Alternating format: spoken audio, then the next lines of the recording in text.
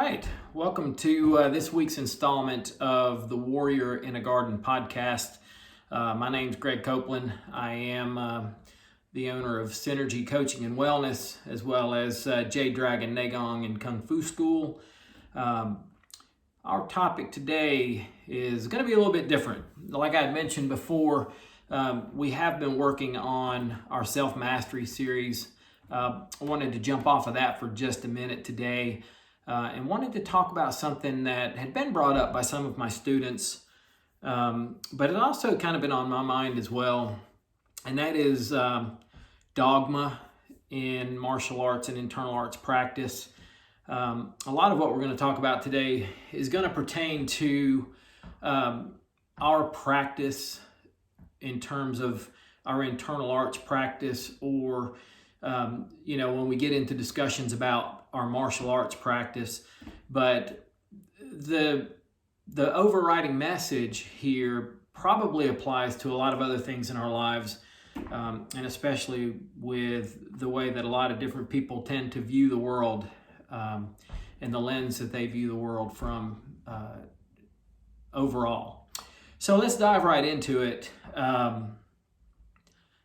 Dogma. What is dogma? What does it mean? So if we looked at Webster's, we look at something held as an established opinion, especially a definite authoritative tenet, or a code of such tenets, a point of view or tenet put forth as authoritative without adequate grounds.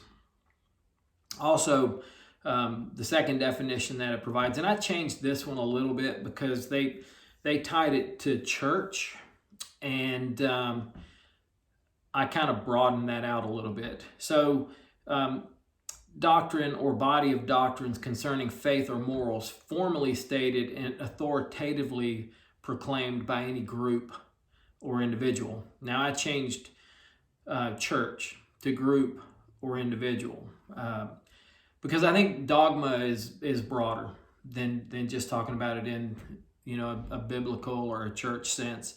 I think that it certainly applies to groups and individuals, and certainly applies to the martial arts community and the internal arts community. It's like a jungle out there sometimes. So that's what our discussion is going to be about today, and we're going to talk about ways to combat that, and maybe ways to really look at our practice so that we don't fall into that trap. And I do consider that a trap, and I'll explain why as we move through the discussion. As always, if you are watching this on YouTube, please hit the like button and actually subscribe to the Synergy Coaching channel. The video podcasts of Warrior in a Garden will always reside there. And I do also have just a regular podcast that I'll put a link to down below. But that would be the Synergy Coaching channel, where you'll find the video podcast of this. So let's talk a little bit about dogma in the first place.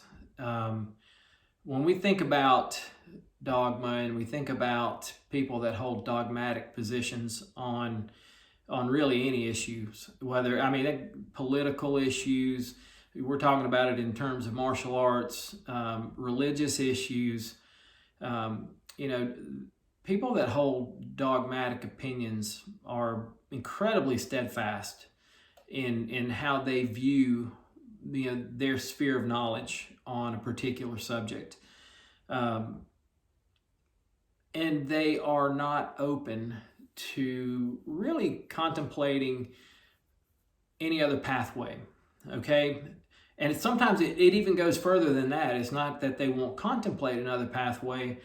They automatically assign the idea that it's an incorrect pathway.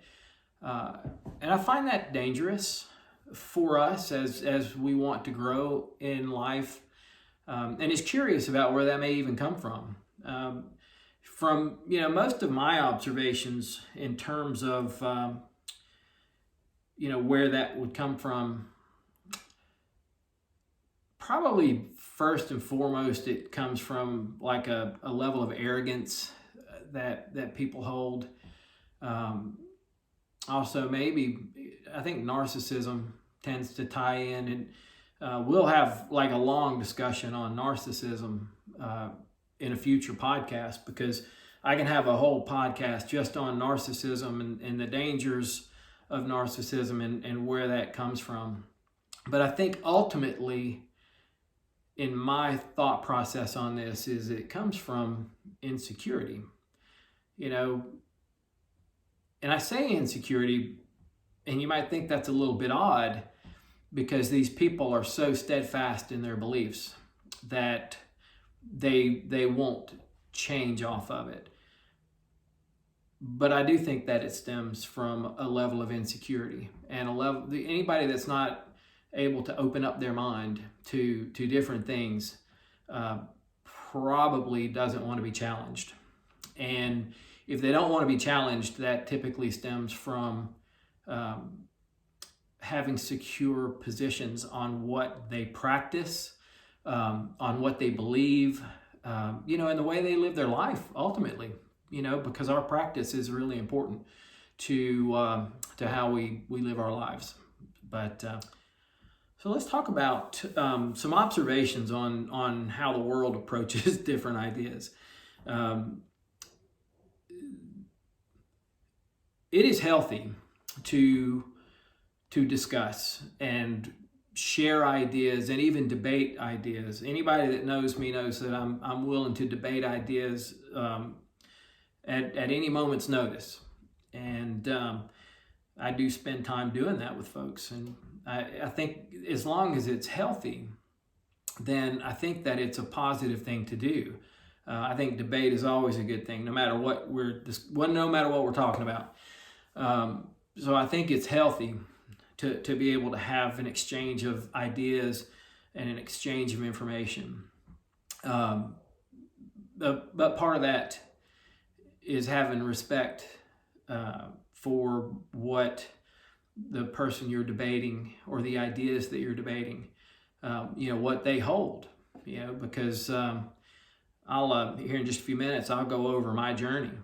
Like I said, we're tying this to martial arts today. So it's going to be, my martial arts journey, my internal arts journey. And, but like I said, it applies to other things. This dogmatic approach to everything that we see, and the way that it's almost gotten out of hand in a lot of realms. So we can look at, just spend a little bit of time on social media these days, and you'll see that there's a lot on there, whether it be YouTube, Facebook, instead of like pushing your ideas and arguing in support of the things that you believe, there's a lot of times where people are just trashing each other's methodologies, the traditions, and practice. They take the attitude that, my practice is the most correct or only method to achieve a particular end within a practice. And whatever those outcomes are depends upon the practice that you're engaged in, right? So if it's martial arts practice, you're looking to become a good fighter, right? Primarily, but it might be other things as well. There's a lot of growth and attainment outside of just being able to throw a good solid punch and being able to fight and having good strategies for fighting. This is certainly true in the internal arts. That's a lot about development, and how we want to develop as human beings and grow, and everybody's got like a different goal. It's just interesting, the positions that people will take and the way they get locked in to certain beliefs and what you miss out on by not being open to new ideas. And I'll give you a personal example. And I always thought this was kind of funny, but I'll sometimes visit different Facebook pages, and I'll visit different sites and kind of get a feel for what's out there. And I'd gotten into a discussion on this was probably more of a martial arts self-mastery page, and I'd been in conversations with somebody that was on that page, and this person had practiced for a while. They had their ideas, and people tend to get locked into their ideas. And a big part of what I coach here at Synergy is that we want to learn how to do these practices and live the life of self-mastery while living in the real world. I mean, we're not monks, we're not ascetics that live in a cave or live at a temple. So we need to do these things while living in the real world. It's a big part of what we do. And I was finally, this person that I had engaged with online, we communicated and finally had a phone call with each other. And when he found out that I actually work for a living, and I've got a family, and I do things outside of my internal arts practice, he felt like I was less than a teacher. And it was just, so we at that point, he just couldn't get over the fact that I lived a normal, real life, and I lived in the real world. So he chose not to practice with me, which is fine. I mean, people make those choices all the time, and he can make that choice for whatever he wants. But, I have a pretty deep practice, and I've studied for 30 years, and, there's a lot that I could have offered him. Maybe not specifically what he wanted, but I think after our discussions, I probably could have, and he opted out for kind of a silly reason. And to me, that's kind of like the height of having this dogmatic approach to internal arts, especially because there's this idea that it's this mystical thing, and it's actually not. My tradition is internally is Taoist, and it's very pragmatic in its approach, and we'll talk about that here in just a few minutes.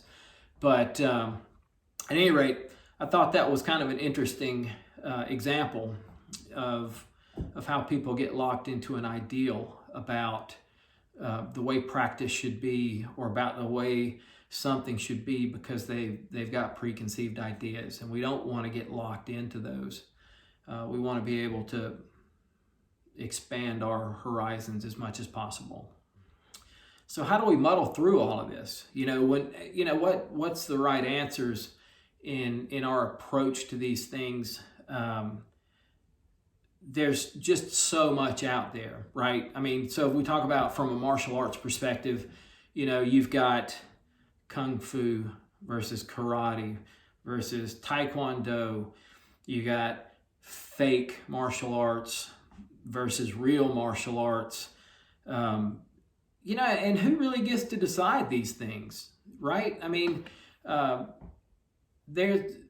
it flabbergasts me sometimes if you go online and you can just see that there are YouTube channels that are dedicated to determining what's real and false in the martial arts world. And it's the same thing with especially Tai Chi. Like, the Tai Chi community can be particularly nasty, when it comes to their approach to other styles or other approaches.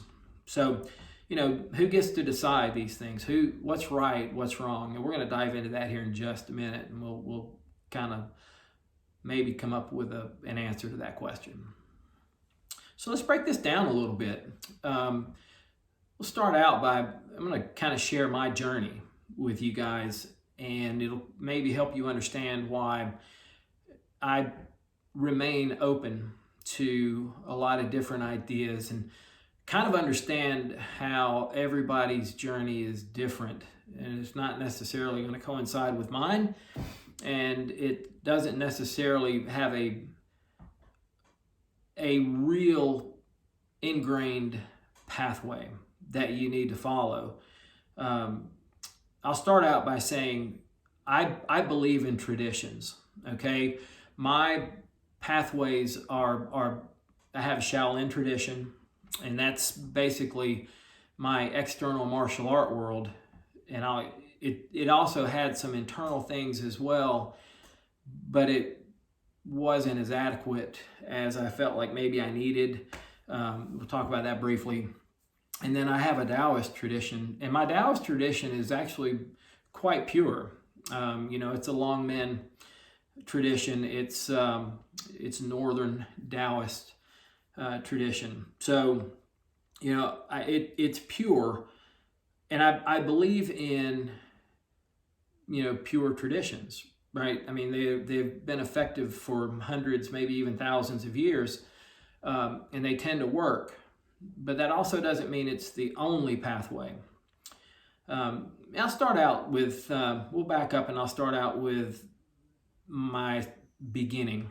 I started out in a Shaolin tradition. My initial objective was to do some Tai Chi. And I got involved with an external martial art, a Shaolin martial art. And I stayed with it for a long time. I stayed with this group for probably 15 years. And I reached a pretty high level of attainment within this group. But as I grew, I began to recognize that there were some shortcomings within this practice, based upon some things that I wanted.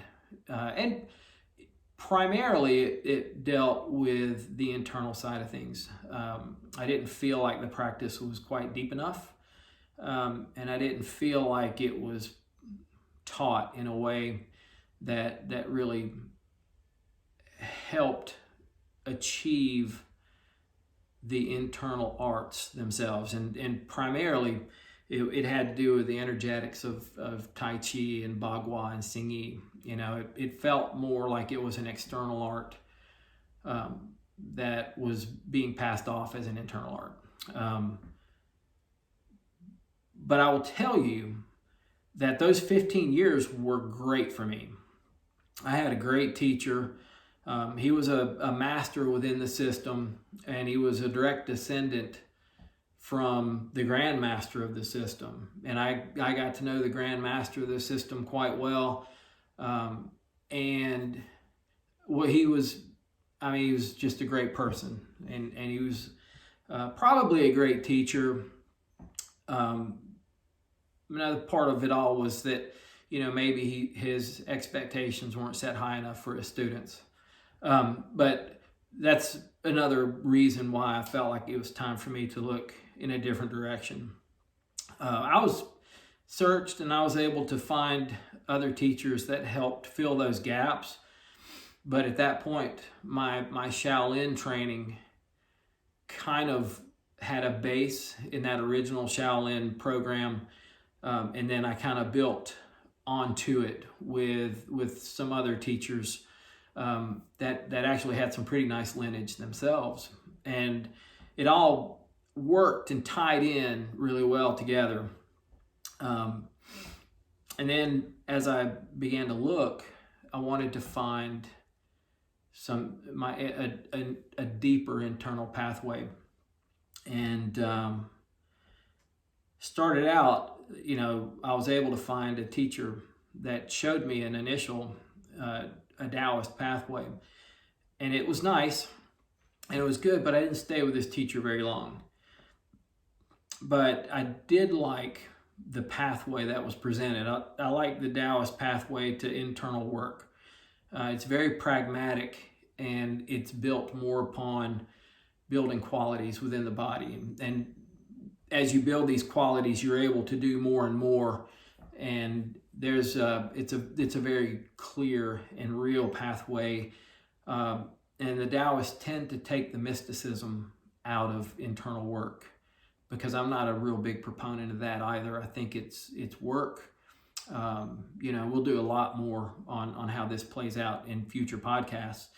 But I finally found and still work with a teacher that has a very clear pathway and map on how you approach from the internal work of Tai Chi, Bagua, Xingyi, but also the Qigong, Neigong work that becomes really important, especially as I get older.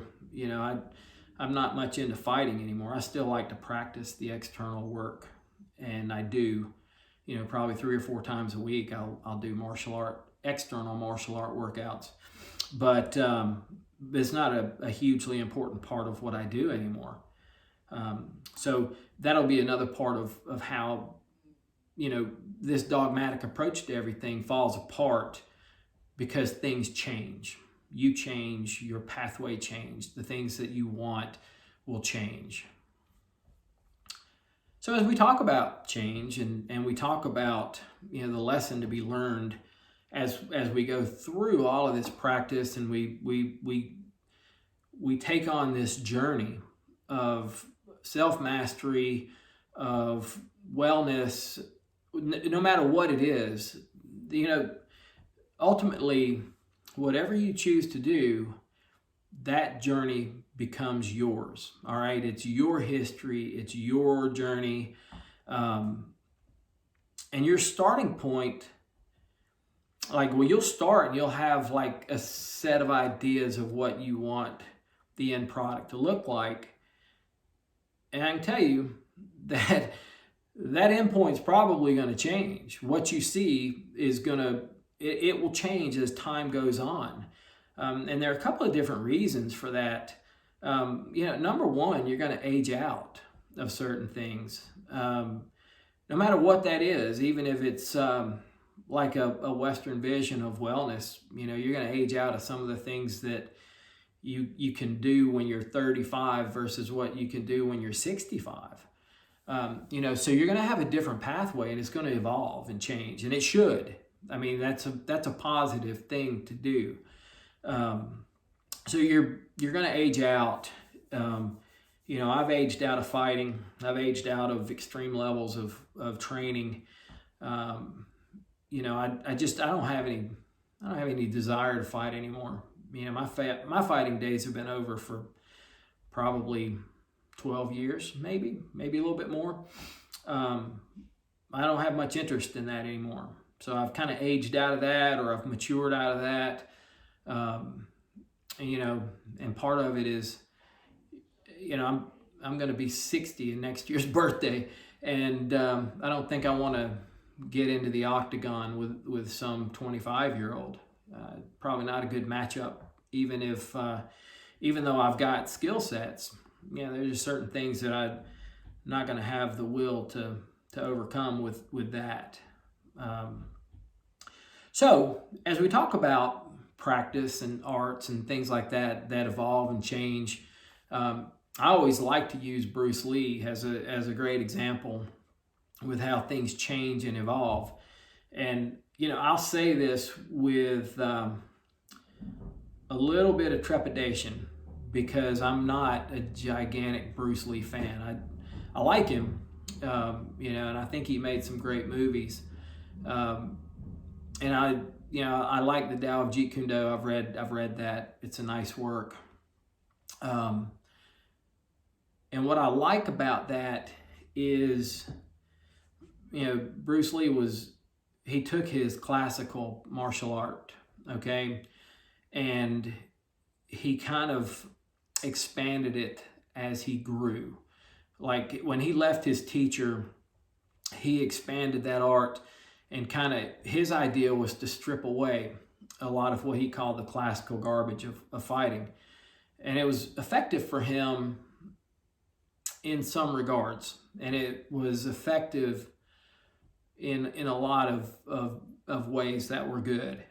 So it's a really good example of how this evolution happens in everything, and it happened in the martial arts world with Bruce Lee and the evolution of Jeet Kune Do. So you know, the things that as he was being taught that were the essence of his practice began to kind of fade away. And the same thing's going to happen for you in the things that you practice and the things that you grow with. Number one, you reach particular levels of knowledge or particular levels of practice. And there's a lot of times that you feel like, I've reached this level, this has got to be the end all be all. When in reality, it's not. There's still more out there. This is very true in Taoist progression, and in the internal arts of Tai Chi. Tai Chi is such a deep, deep art that, I've been doing it for 30 years and I feel somewhat accomplished, but I'll tell you that there are people that are much more accomplished than I am in the world. And when I say that, that's saying a lot, but there are people that have a really deep, deep understanding of Tai Chi that's certainly superior to mine. And same thing with Bagua, Xingyi. You just reach levels of knowledge and think that that's close to the end. And then something happens and it opens up whole new avenues of understanding. It's true in the internal arts. It's true in everything. I mean, it's true in cycling. You guys know that I'm a cyclist as well. And, just when I think I know everything there is to know about riding a bike, I'll learn something new and it makes me a better cyclist. So those types of things happen. And if you have a dogmatic approach, I'm going to tie this back to dogma and why it's unhealthy, is because if you get locked into this dogmatic approach to your understanding of things, then it's harder for you to be open to progressing. And you certainly don't want that to happen. You want to always be open to the next new lesson. You need to have the wisdom as well to recognize when something might lead you down a wrong pathway. But, you can typically figure that out pretty quickly and then circle back to the place you're comfortable with and then open up to new things. And none of it's a waste of time ever. You just learn how not to do something, or you learn how to not do something that didn't work for you. But that doesn't mean that pathway was incorrect. It just means that it wasn't correct for you. You can look at a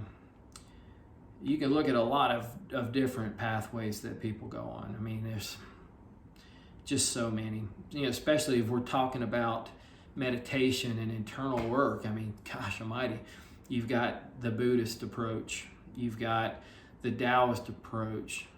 You've got several approaches from like Kundalini and different things from the country of India. You've got Native American shamanic type meditations, and they're all different, and none of them are wrong. They're just different. They're different pathways that different people might choose.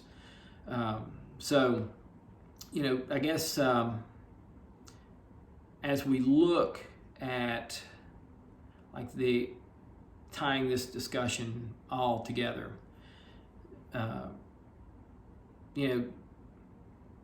the belief that you have the only effective practice / tradition is the height of dogma. And we just don't want to become that person. As I reflect on my journey, okay, and you'll have this same reflection at some point in time if you choose to take a journey like this. I could have traveled many different paths and many different traditions, and I would have been happy with my practice regardless, because it would have been the practice that I'd been involved in that got me to a particular point. Okay, I am very happy with my practice. My traditions that I work with work incredibly well for me. That doesn't mean that I've got friends and colleagues that study different practices and they have different traditions. It certainly doesn't mean that their pathway and their traditions are wrong. It just means they're different. So I work really hard not to get tied into that kind of dogmatic approach, and I would encourage anybody that's listening to this to do the same. So, I guess the overriding lesson here is, in the end, find a system that works for you, okay? Stay focused on that system and work within the parameters of that system. And work with it until you feel the need to grow in a different direction. That may never happen, okay? You may find a tradition that works fine for you up until the end of your study, and you're able to continue to grow with that. But if you feel the need to go in a different direction, make that change. It's okay, and never regret the time that you've spent learning, because ultimately it all becomes a part of your practice and it all becomes a part of your journey. So take those things to heart and just get involved in a practice, and regardless of what that is, get involved in even a program. If your target is wellness and you don't want to get into a deeper internal practice, or if martial arts doesn't interest you, even your wellness approach is a practice in and of itself. And we'll certainly tie all that stuff in with future podcasts. This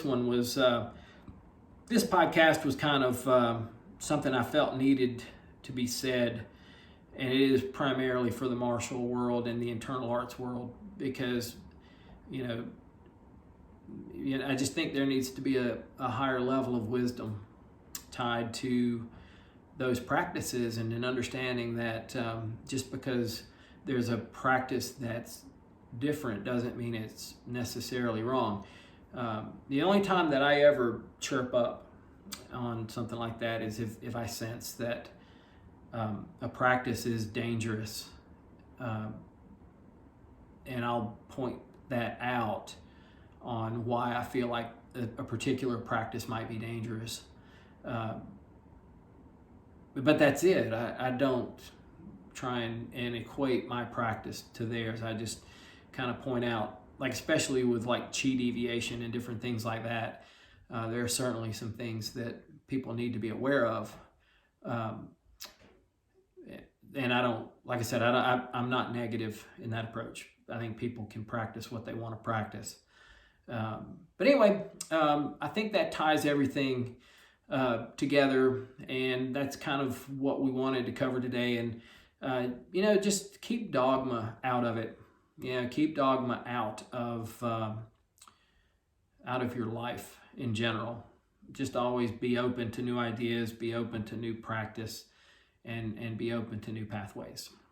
So as always, I certainly appreciate you guys carving out the time to listen to this podcast and to spend some time with me. Again, if you're listening to this and you've made it to the end, please subscribe to the Synergy Coaching and Wellness page, and hit the like button. Those things really help me grow the channel. The more I can grow the channel, the more people I can reach. So again, I appreciate you guys. Have a blessed day, and we'll talk to you soon. Thanks.